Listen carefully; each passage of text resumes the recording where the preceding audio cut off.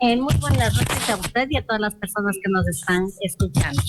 La escuchamos muy bien, Magíster, y le damos la cordial bienvenida a nuestro informativo. Vamos, comencemos con ese día de manifestaciones o marchas por el Día de la Mujer. Coméntenos, sé que acaba de llegar de una de ellas. En efecto, el día de hoy las mujeres nos movilizamos y no solamente en la ciudad de Quito, sino en las 24 provincias del país y también a nivel internacional. Recordar que nosotros estamos conmemorando la persecución, el acoso y el asesinato de cientos de mujeres que protestaban por conseguir mejores condiciones laborales.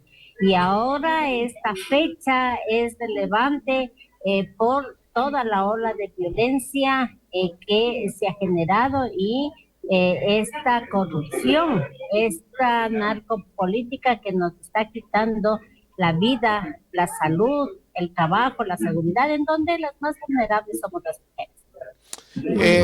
Magíster, no sé si nos ayuda acercando un poquito más del micrófono hacia usted para poder captar mejor el audio y bueno, no tan cerca como eso, pero un poco más cerca. Muy bien, muchas gracias. Vamos ahora a entrar en materia. ¿Qué pasa con la Ley Orgánica de Educación Intercultural? Perdón, el reglamento a la Ley de Educación Intercultural. Coméntenos en qué afecta a los maestros y a la educación en general. Bueno, el reglamento nosotros hemos considerado que es una contrarreforma, toda vez que aquí se consolida lo que este gobierno que aplica esas medidas neoliberales. El gobierno ha dicho que le es incómoda la ley orgánica de educación y eso se ha manifestado en diferentes ocasiones que en el hecho de no invertir en educación, recortó el presupuesto y no ejecutó todo en el año 2021-2022 y ahora se ve reflejado su posición frente al reglamento. ¿En qué consiste la violación de derechos? Primero que habiendo una sentencia de la Corte Constitucional en donde la equiparación salarial es una ley, con este reglamento le deja fuera a 30,000 docentes. La precarización laboral aumenta, ya que el concurso de méritos y oposición que donde los docentes han pasado todas las fases, sin embargo, no se les va a dar un nombramiento definitivo, sino un nombramiento provisional.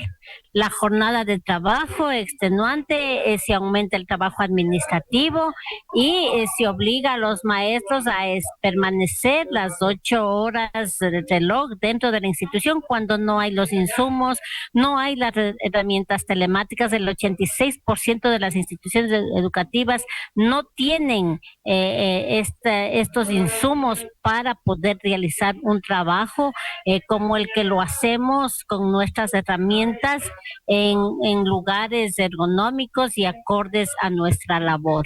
Eso es en cuanto al magisterio. En cuanto a los estudiantes, seguimos con un régimen de una evaluación punitiva, seguimos con el mismo modelo pedagógico, ha cambiado la forma, pero no el fondo. La señora ministra sigue con los experimentos. Ella fue subsecretaria en el régimen de Rafael Correa y por lo tanto es la responsable que ahora dice que no ha valido los quimestres y ahora dice que se vuelve a los trimestres, pero son cambios, nosotros decimos únicamente de forma, no son cambios de fondo. La evaluación tiene que ser integral y en este aspecto la salud mental no está siendo tomada en cuenta para los estudiantes. El plan de erradicación de todo tipo de violencia en el ámbito escolar se posterga un año más. Las juntas de resolución de conflictos no está siendo nominada, es decir, no ha habido concursos de méritos y oposición, por lo tanto, la comunidad educativa estamos en la indefensión. Entonces, por esa razón hay 50 articulados que violentan la ley. Por ejemplo, los textos serán revisados cada 3 años. Quiere decir que este gobierno seguirá utilizando los mismos textos y se irá sin revisarlos.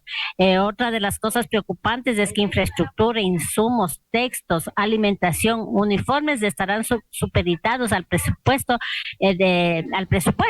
¿Eso qué significa? Que seguirá asaltando el bolsillo de los padres de familia que de su escueta economía tienen que poner las cuotas, cuando estos padres de familia muchas veces no tienen ni para comer. Esa es la realidad de la educación en nuestro país. Ahora, Magíster, ¿qué va a pasar con la situación que ustedes han manifestado de comenzar los reclamos, las protestas a nivel nacional? ¿Cómo se ha planificado eso? ¿Hay temas de entendimiento con el gobierno? ¿Qué está pasando con esas cosas?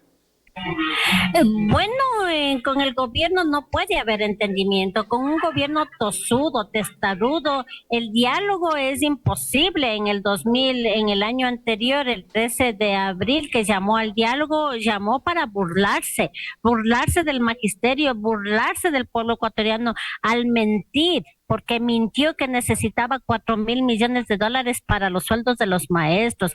Hemos demostrado que esa era una gran mentira. Entonces, con una persona que es falto de la verdad, ¿cómo puede haber un diálogo? Ha tenido la oportunidad 2 años para gobernar.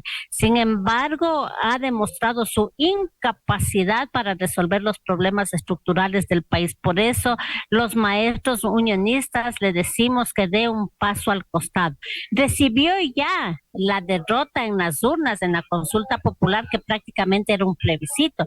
Y entonces, por decencia, debería dar un paso al costado. Eso es lo que exigimos los maestros frente a la incapacidad de resolver los problemas sociales y en este caso específico el de la educación con un reglamento que retrocede al sistema educativo.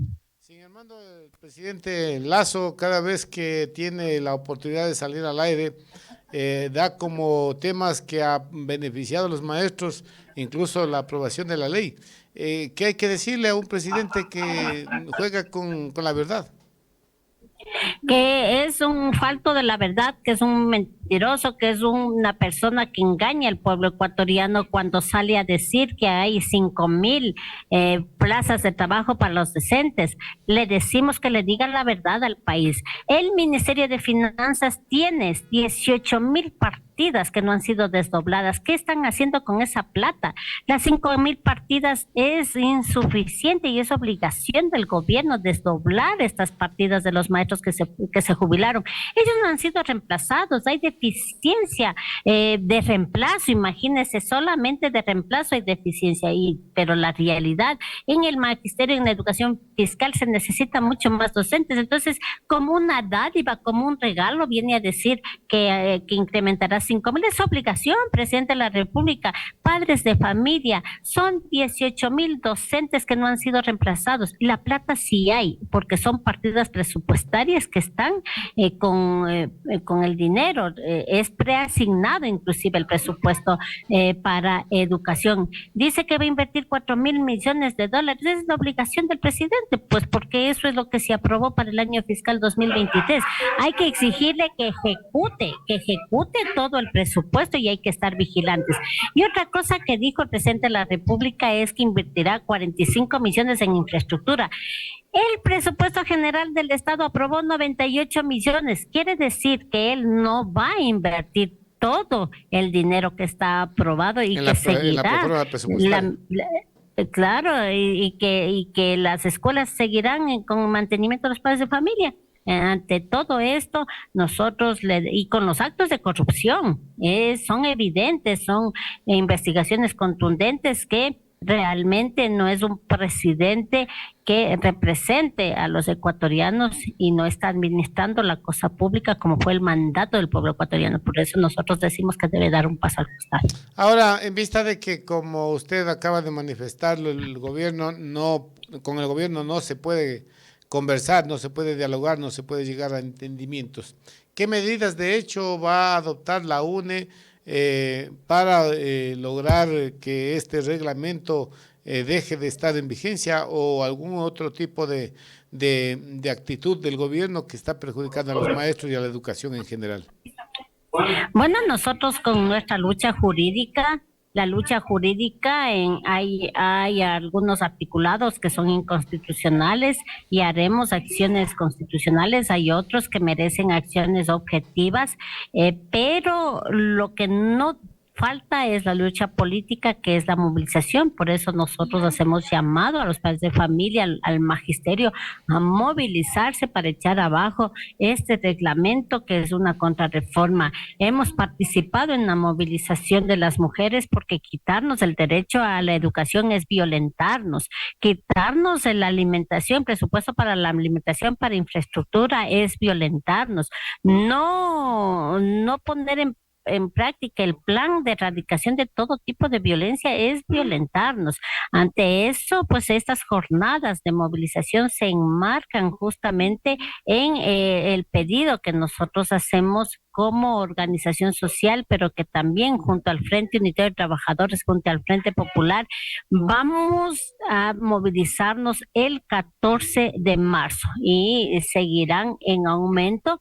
Y nosotros también hacemos el pedido a la Asamblea Nacional que tengan ese rol fiscalizador. Ya dieron el primer paso de anunciar este juicio político. La Corte Constitucional le corresponde admitir y luego la Asamblea Nacional, que está también su credibilidad por los suelos, tendrá que eh, hacerse al pueblo y demostrar que realmente están sirviendo a nuestra patria y hacer cumplir y respetar la ley.